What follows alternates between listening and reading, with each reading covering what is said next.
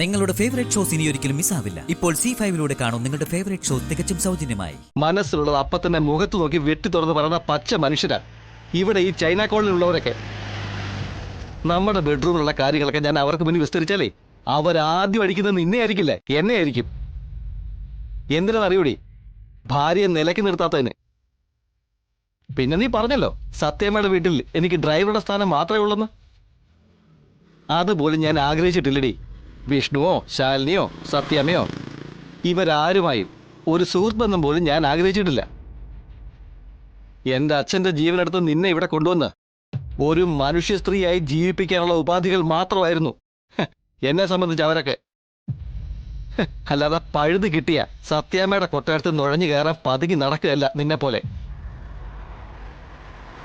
ഇപ്പോഴും നിന്റെ വാക്കുകളിൽ മുഴച്ചു നിൽക്കുന്നത് മാനമര്യാദയ്ക്ക് അടങ്ങി ഒതുങ്ങി ജീവിക്കാനുള്ള ആഗ്രഹമല്ല, സത്യാമ്മയുടെ വീട്ടിൽ നിന്നുള്ള അവഗണനകളിൽ നിന്നുള്ള പരിഭവം മാത്രമാണ്.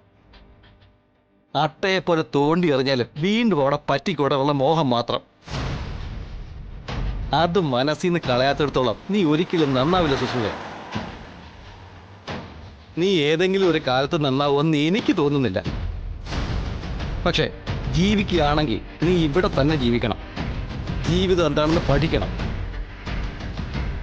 അതിനുവേണ്ടിയാ നിന്നെ ഞാനിവിടെ തിരിച്ചെത്തിച്ചത്. ഹോട്ട്ലൈനെന്നോ പെൻ്റെണെന്നോ എന്ത് വ്യാഖ്യാനം വേണമെങ്കിലും നിനക്ക് പറയാം.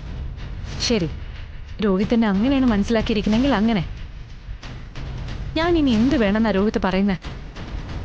സത്യാമ്മയുടെ വീട്ടിൽ കയറാൻ തക്കം പാർത്ത് നടക്കുക എന്നുള്ള രോഹിത്തിന്റെ വ്യാഖ്യാനത്തിന് തൽക്കാലം ഞാൻ മറുപടി പറയുന്നില്ല.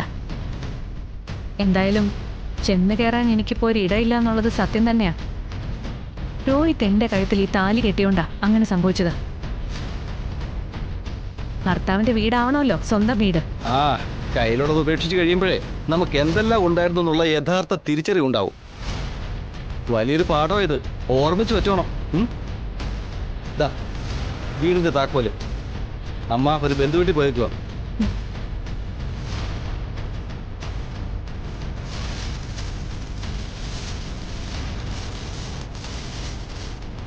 ഇതാ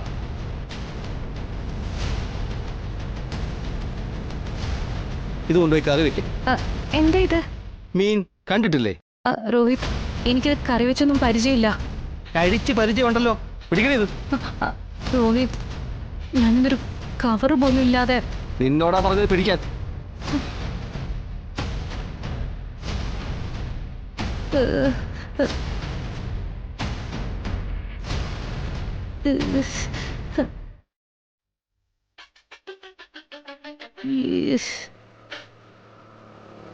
ഒരു കവറ് പോലും ഇല്ലാതെ ഈ മീൻ കയ്യിൽ പിടിച്ചുകൊണ്ട് നീ ഈ ചൈന കോളനിയിലൂടെ നടക്കണം.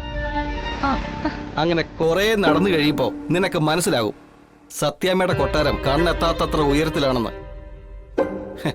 വേണമെങ്കിൽ എനിക്ക് നിന്നെ ഈ ബൈക്കിന് പിന്നിലിരുത്തി വീട്ടിൽ കൊണ്ടുവന്നാക്കാം. പക്ഷേ നിനക്കതിനുള്ള യോഗ്യതയില്ല. മാറി കഴിക്കൊണ്ട്.